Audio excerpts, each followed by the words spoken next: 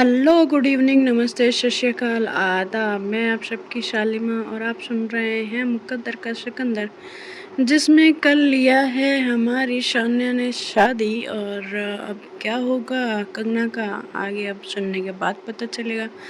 तो स्टोरी में बने रहें और सुनते रहें मुकद्दर का सिकंदर। और आप सबसे मुझे बिल्कुल उम्मीद नहीं थी कि आप सब स्टोरी सुनने में इतनी आनाकानी कर देंगे। ठीक है, मैं बहुत ज़्यादा डिसअपॉइंट हूँ और मुझे बिल्कुल ये उम्मीद नहीं थी। खैर छोड़ें, आप सबसे क्या ही कहने। चलिए आप सबको सुनाते हैं और सुनाने के बाद आपको पूछते नहीं हैं, पूछेंगे ही नहीं भाई। शेयर सब्सक्राइब कर लेना यदि मन हो तो, ठीक है, ना मन हो तो कोई बात नहीं। चलिए बढ़ते हैं आगे। तो सुनाते हैं आपको क्या मुकद्दर का सिकंदर और प्रीवियस पार्ट दे लेते हैं। प्रीवियस पार्ट में ये हुआ था कि शान्या ने शादी की होती है कंगना से, और कंगना ने जब कर ली होती है तो घर में होते हैं तमाशे। और ये तमाशे कैसे होते हैं वो तो सुनना बनता है बॉस। चलिए सुनाते हैं। तो हमारी कंगना जो होती हैं अब यहाँ पे बुत बन के खड़ी होती हैं। वो कुछ बोल नहीं रही होती है, कुछ सुन नहीं रही होती है, कुछ समझ में नहीं आ रहा होता उनको। अब इधर इनकी मॉम तमाशे पे तमाशे किए जा रही होती हैं। जो शालू जी होती हैं वो कहती है कि ये क्या चल रहा है भाई साहब, आप बता क्यों नहीं रहे हैं? हाँ, आपकी बेटी ने ये कर दिया, आपने ऐसी परवरिश दी थी कि किसी लड़की की जिंदगी बर्बाद कर दी। हाँ, तो हमारी जो यशी जी होती हैं कहती शालू क्या बोल रही है तू, अब मेरी परवरिश पे उंगली उठा रही है। तो कहते कि और क्या करूँ यशी, तेरी बेटी ने मेरी बेटी की जिंदगी बर्बाद कर दी। हाँ, शादी गुड्डे गुड़िया का खेल नहीं होता है, और वो एक लड़की है यार, तू खुद समझ ले कि वो मेरी बेटी को खुश कैसे रखेगी।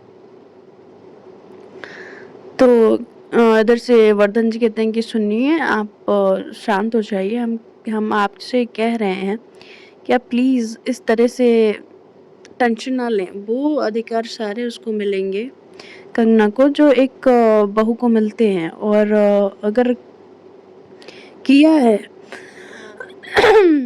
शान्या ने शादी, तो वो इस शादी को उसको निभाना पड़ेगा। निभाने से ज़्यादा दुख ना किसको होगा, अब जिसको देख। अब ये चीज़ तो मेरी बेटी को है ना कि उसको निभाना पड़ेगा।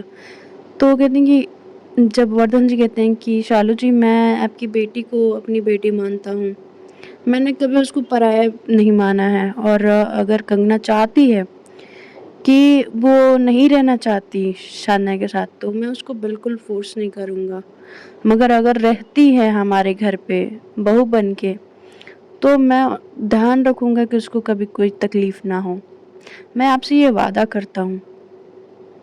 शान्या के जो पिताजी होते हैं ना वर्धन जी, बहुत समझदार इंसान होते हैं, और वो जानते हैं कि ज़िंदगी में कैसे-कैसे उतार-चढ़ाव आ सकते हैं और क्या-क्या हो सकता है। तो ज़िंदगी ने उनको बहुत कुछ सिखाया भी होता है, और उन्होंने भी अपनी ज़िंदगी से सीखा होता है। वो शालू जी को समझाते हैं और इधर यशी जी को भी शांत कराते हैं। इधर जो शाश्वत जी होते हैं वो काफ़ी नाराज़ होते हैं शान्या के इस बिहेवियर से। इधर जो हंस होता है गुस्से से घर से चला जाता है। और इधर सीमा जी, आशीष वैसे भी कंगना को पसंद नहीं करते हैं, तो ना ही शादी होती है तो वो ना खुश होते हैं ना दुखी होते हैं। ऐसा कुछ उनका सीन ही नहीं होता। वो बस इस बात से खुश होते हैं कि ठीक है, जो हुआ अच्छा हुआ, ऐसा वाला। अब सारा मामला जो होता है वो टिक चुका होता है कंगना पे। अब कंगना क्या जवाब देंगी? तो कंगना जो होती है कि आती हैं, कहती हैं कि डैड मैं चाहती हूँ इस रिश्ते को निभाना। अगर शान्या ने मुझसे शादी की है तो ज़रूर कुछ सोच के की है। और मैं भी जानना चाहती हूँ कि ऐसा क्या ज़रूरत आन पड़ा कि शान्या को ये कदम उठाना पड़ा। इधर सब लोग परेशान होते हैं। शालू जी बिल्कुल इस शादी से खुश नहीं होती हैं, और ऊपर से कंगना का ये फैसला उनको और परेशान कर दिया होता है। अब जो होता है इधर, मनीषा जब बोल रही होती है शान्या को कि मैं तुमसे प्यार करती हूँ, तुम्हें पता चल रहा है शान्या तुमने किया क्या? तुमने मेरा ही नहीं मेरा दिल तोड़ा, कंगना का तोड़ा, अंश का तोड़ा, घर वालों को नाराज किया। तुम्हारे इस कदम से पता पूरे घर वाले, पूरे मतलब आप तुमने ना एक जिंदगी तबाह नहीं की है, तुमने 3-3 जिंदगियों को तबाह कर दिया है तुम्हारी एक छोटी सी गलती ने। हमारी जो मैडम होती हैं, मनीषा जो होती हैं, वो रोने लगती हैं, कहती हैं कि शान्या तुमने ये सही नहीं किया, मैंने तुमसे कितना प्यार किया था, तुमने कभी सोचा कि मेरे दिल पे क्या बीतेगी? तुम्हारे इस कदम से मेरे दिल को कैसा लगेगा? तुमसे तो मैंने प्यार किया था ना। हाँ, वो जब बोलती हैं तो उनके आंखों से आंसू बहे जा रहे होते हैं। तुमने ऐसा क्यों किया सानिया? बताओ ना, प्लीज बताओ, मेरी क्या गलती थी यार कि जो तुमने मेरे साथ ऐसा किया? मेरी गलती बस ये थी कि मैंने तुमसे प्यार किया, तुम्हें अपना माना। हाँ, जब सानिया ये सब मनीषा की आंखों से आंसू बहते हुए देखती हैं तो वो खुद को भी नहीं रोक पाती हैं और मनीषा को अपने हाथों से जो धरती पे बैठी हुई होती हैं वो उनके कंधों से उठाती हैं और उनको गले से लगाती हैं और कहती कि मनीषा मुझे माफ कर दे यार, मैंने ये जो भी किया ना जानबूझ के नहीं किया, पता है मैं मजबूर थी यार, तुझे पता है कंगना ने झूठ पे झूठ बोला है, उसका पिता जिंदा है, मुझे राहुल ने बताया, वो मेरे घर में आई है बदला लेने के लिए, मेरे भाई की जिंदगी बर्बाद करने के लिए, मेरी फैमिली को तबाह करने के लिए। मेरे पास कोई रास्ता नहीं बचा था, अगर मेरे भाई से शादी हो जाता तो वो लीगली कभी टूट ना पाता, हमेशा हमेशा के लिए हमारे खानदान से उसका नाम जुड़ के रह जाता। बट अब मैंने उससे शादी की है, वो मेरी बीवी है, तो नहीं लीगली उसका कोई अधिकार है, नहीं वो मेरी फैमिली में अपना हक जमा सकती है। मैंने अपनी बस फैमिली को बचाने के लिए सब किया, मुझे उससे कोई प्यार नहीं है। मगर मनीषा तुझसे भी मुझे कोई प्यार नहीं है यार, तू मेरी फ्रेंड है, मैंने सिर्फ तुझे अपना फ्रेंड माना है। वो बड़े इंटेंस होके बोल रही होती हैं, ये मोहब्बत के जो तार होते हैं ना दिल में जुड़ तो चुके होते हैं मगर इस तरह से जुड़े होते हैं कि बज तो रहे होते हैं मगर धुन क्या होता है किसी को पता ही नहीं होता। मोहब्बत है भाई, ऑब्वियसली कहते हैं ना कि मोहब्बत होगी तो उसमें दर्द तो होगा ना, और दर्द होगा तो जिंदगी जीना मुहाल तो होगा ना। हमारी शानियाँ जो होती हैं मनीषा को समझाती हैं, अपनी बातों को पूरी तरह से कह डालती हैं, मगर जो मनीषा की सिस्कियाँ होती है, प्लीज मत करो यार शानिया, मुझे मेरी क्या गलती है यार, प्लीज तुम क्यों नहीं समझ रहे? क्या तुम्हें ये नहीं दिख रहा है मेरा प्यार नहीं दिख रहा? हाँ, वो रोए जा रही होती है, शानिया उनको शांत कराए जा रही होती है, कहती कि मनीषा मैं तुमसे प्यार नहीं करती बच्चा, मैं क्या करना चाहती हूँ मुझे खुद नहीं पता है, मगर तू मेरी फ्रेंड है, हमेशा रहेगी, मैं बस इतना जानती हूँ। वो इस बात को कह के वहाँ से चली जाती है। इधर जो शादी का जो माहौल होता है, शालू जी काफ़ी परेशान होती हैं, इधर वर्धन जी, यशी जी, शाश्वत संध्या जी, आशीष और सीमा जी, फिर इधर अर्चना जो होती हैं, जो उनकी बुआ होती हैं। अंश भी घर से छोड़ के चला गया होता है और इधर सीमा जी बोलती हैं वर्धन जी से कि भैया, तो कहते हैं कि हाँ सीमा, तो वो तो कहते क्या हुआ, बोलो तो सही। तो कहती हैं कि वो अंश घर पे नहीं है, मिल नहीं रहा, पता नहीं कहाँ चला गया है। तो कहते हैं कि अरे यहीं कहीं होगा, देखो तो सही अच्छे से। तो कहती हैं कि देखा मैंने भैया, बट नहीं है वो घर पे, आप एक बार फ़ोन लगाइए ना उसको।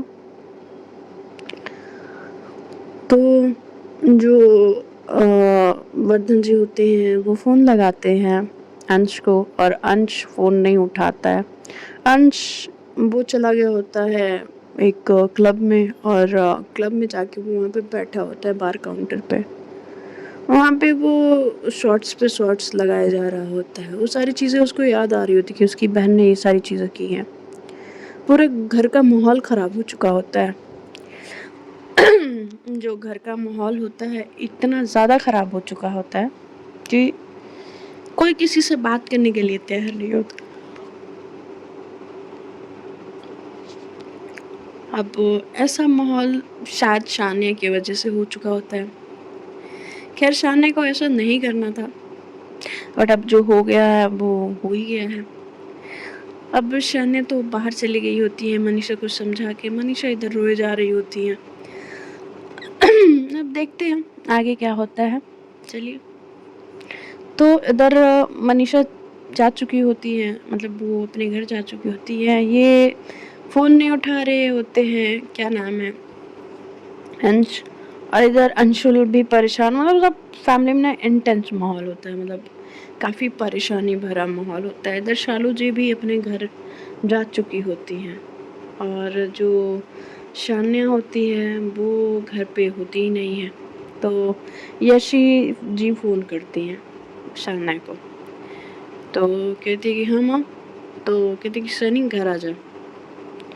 तो कहती क्यों माँ, क्या हुआ? तो कहती हैं कि तूने शादी की है ना, तो शादी की रस्में भी होती हैं जो पूरे करने होंगे। तो कहती कि ठीक है, मैं आती हूँ। वो बोल के फ़ोन रख देती है और क्योंकि उसके माँ के आवाज़ में ना गुस्सा साफ दिख रहा होता है, क्योंकि जो माँ होती है ना वो प्यार करे तो बहुत ज़्यादा प्यार करती है और गुस्सा करे तो बहुत ज़्यादा करती है यार, ये बात फैक्ट है। हमारी जो शानें होती हैं गाड़ी को टर्न करती हैं और फिर अपने घर की तरफ मोड़ लेती हैं। इतने सब कुछ नाटक में रात हो चुका होता है, मतलब रात के 9 बज चुके होते हैं इस सारे नाटक में। तो उनकी माँ जो होती हैं वो शानिया को दरवाजे पे ही रोकती हैं और इधर वर्धन जी कॉल पे कॉल लगाए जा रहे होते हैं। तो इधर आशीष जो होते हैं वो कहते हैं कि भैया रहने दीजिए, मैं जाके उसको ढूंढ के लाता हूँ। तो कहते हैं कि पर आशीष ऐसे कैसे अंश ऐसे चला गया? तो कहते हैं कि भैया आप उसकी हालत समझिए ना। तो वर्धन जी भी कहते हैं सही कह रहे हो, ठीक है जाओ लेके आओ। यहाँ पे शानिया को जब दरवाजे पे रोकती हैं तो कहती हैं कि कंगना बेटा दरवाजे पे जाओ, गृह प्रवेश कराना है। तो कहती हैं कि जी माँ। गृह प्रवेश की रस्म होती है और जो चावल भर के रखते हैं, तो एक कलश होता है उसमें चावल भरती हैं और सामने रखती हैं। जो हमारी कंगना जो होती हैं अपने राइट पैर से उसको गिराते हुए अंदर की तरफ आती हैं। फिर आलता रखा हुआ आता है, वो प्लेट में अपने पैर को डुबोती हैं और फिर एक प्लेन चादर पे चलते हुए आती हैं। फिर हाथों पे जो होता है ना कि नई दुल्हन का हाथों का छाप लिया जाता है दरवाजे पे, तो उनकी माँ हल्दी लेके आती हैं, जो यशी जी होती हैं वो हल्दी लेके आती हैं और उनका छाप अपने दरवाजे पे लगवाती हैं। फिर उनको ये सब रस्म होती है। फिर उसके बाद से इतनी परेशानी और ये सारी रस्में पूरी हो रही होती हैं क्योंकि संध्या जी ने कहा होता है कि अब शादी हुई है तो रस्में भी पूरी होनी चाहिए। उनका ये कहना होता है, क्योंकि शादी आधी अधूरी अच्छी नहीं लगती। और कंगना भी पता नहीं उसके दिमाग में क्या चल रहा होता है कि अब वो ये शादी निभाना चाहती है, वरना वो अभी बात समझाने के चक्कर में होती है, बट अब वो शादी निभाना भी चाहती है। खैर, जो भी है। तो इधर हमारी कंगना सारे रस्मों को पूरा करते हुए फिर आते हैं कि एक प्लेट लाया जाता है, उसमें पानी भरा जाता है और पानी भरने के बाद उसमें कुछ फूल बिखेरे जाते हैं। उनकी ख़ानदानी अंगूठी होती है, संध्या जी देती हैं, कहती हैं कि जो ढूँढेगा वो उसका ही राज चलेगा घर पे।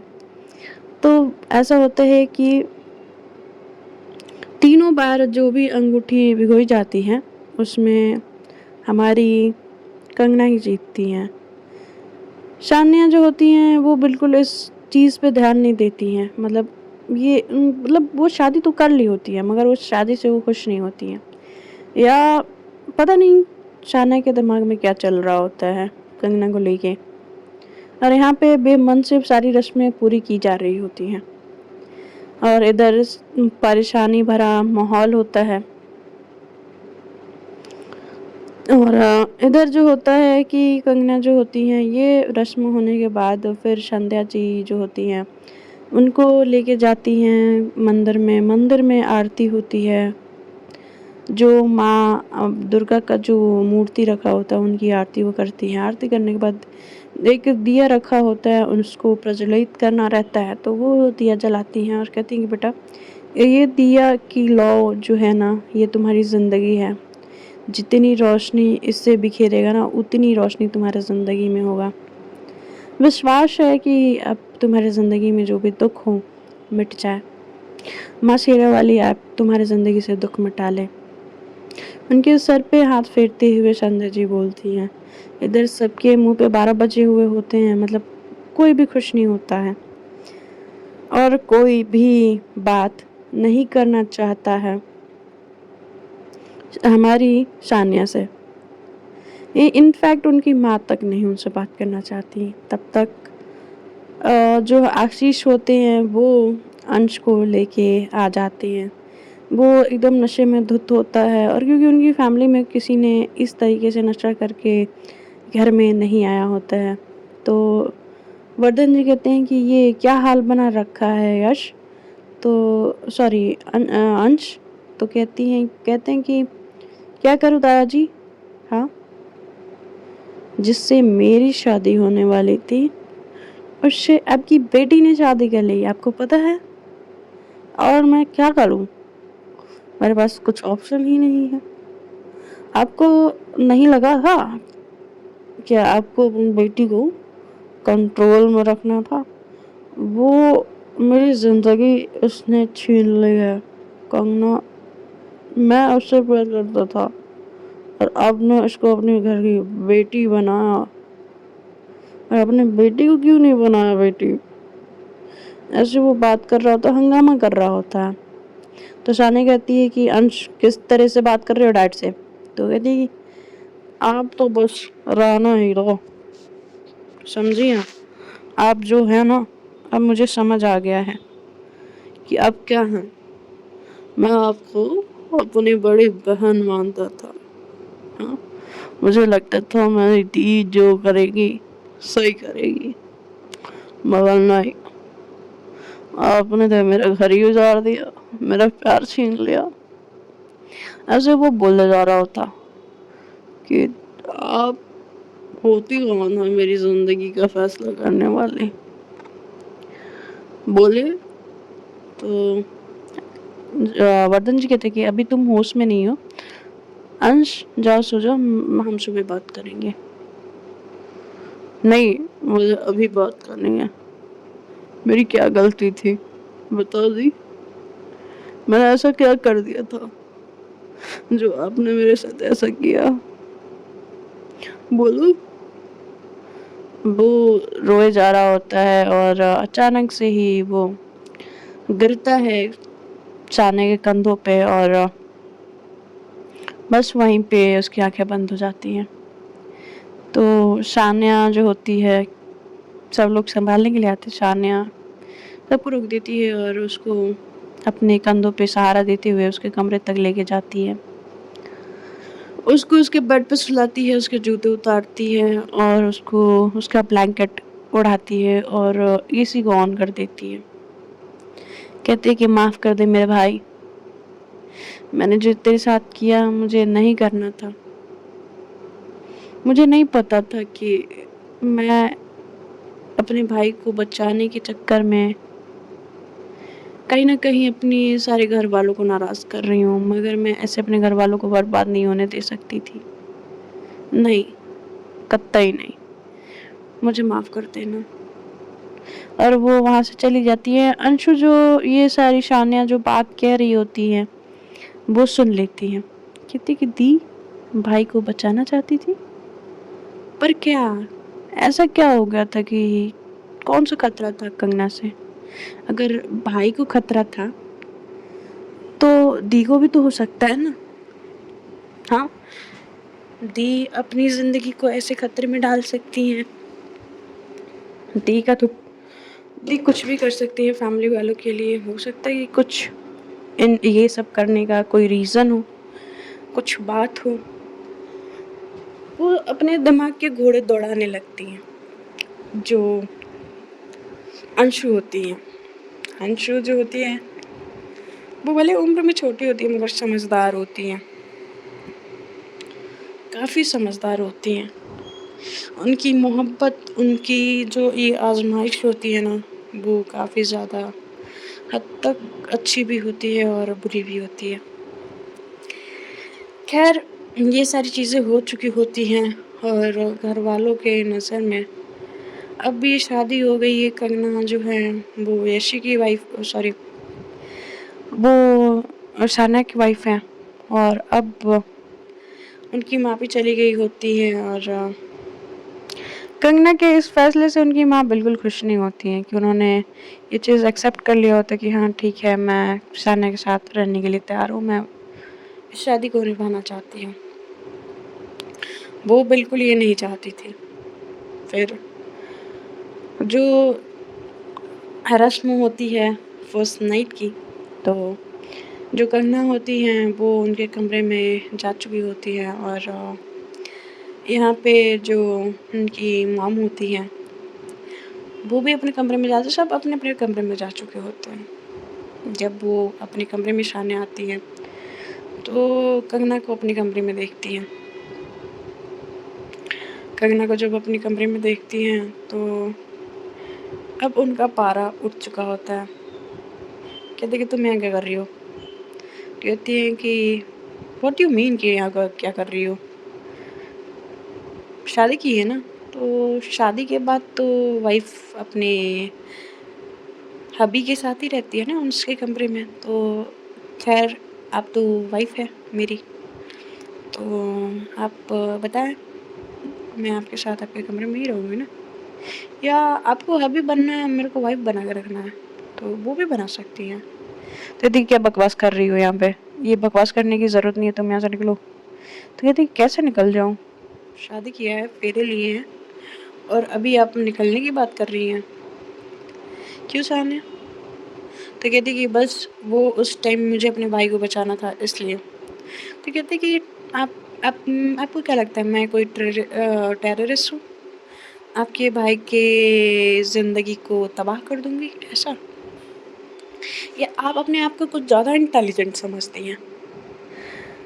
या आपको लगता है कि आपने ये जो सब कुछ किया है और जो भी आपने ये रायता फैलाया है, आपको लगता है कि आपके ये कुछ चंद जवाब सबके मुँह बंद करा देंगे? और आप भूल गई हैं कि आपने करीबन 1000 लोगों के सामने मेरे से शादी की है। तब तो ये कह नहीं सकती हैं कि आपने शादी नहीं की है। और उस शादी को आपने पूरे लोगों के सामने एक्सेप्ट किया है कि आप मेरे से प्यार करती हैं। जब आप प्यार करती हैं तो उस प्यार को आप दिखाने से क्यों मना कर रही हैं? तो कहती हैं कि मैं तुमसे कोई प्यार नहीं करती, तुम्हें अच्छे से पता है। तो वो कहती है अच्छा, मुझे अच्छे से पता है, मुझे नहीं पता है, आप बताओ। कैसे बताओगे? अगर बताने का मन हो तो बता दो, अगर नहीं बताने का मन हो वो भी बता दो। तो कहती है कि बकवास मत करो करना, तुम्हें पता है अच्छे से कि ये सब शादी तुम्हारी वजह से हुई है और तुमने अपनी सच्चाई ना छुपाई होती तो मैंने कभी भी ये सारी चीज़ें नहीं करने का होता। तो कहती है कि अच्छा मैंने सच्चाई छुपाई है कौन सी? बताओ तो ज़रा, मेरी कौन सी सच्चाई है? तो कहती हैं कि सच्चाई जानना चाहती हो? तुम्हारी सच्चाई तो मैंने उसी वक़्त देख ली थी, कॉलेज में ही। तुम कितनी गिरी हुई, घटिया, 2 रुपए की लड़की हो, तुम्हें पता है? अच्छा, तो अब आपने पैसे में तौलना भी स्टार्ट कर दिया है कि मैं कितने रुपए की लड़की हूँ और कितने रुपए की नहीं। तो आप बताइए मिसेस शानिया यशवर्धन शाश्वत अग्रवाल, हाँ? आपको क्या लगता है कि आपने ये जो किया है, आपके ये सारी चीज़ें करने से क्या आप बहुत ज़्यादा सही लग रही हैं? तो देखते हैं फ्रेंड्स आगे क्या होता है। बाय, टेक केयर, आगे देखते हैं।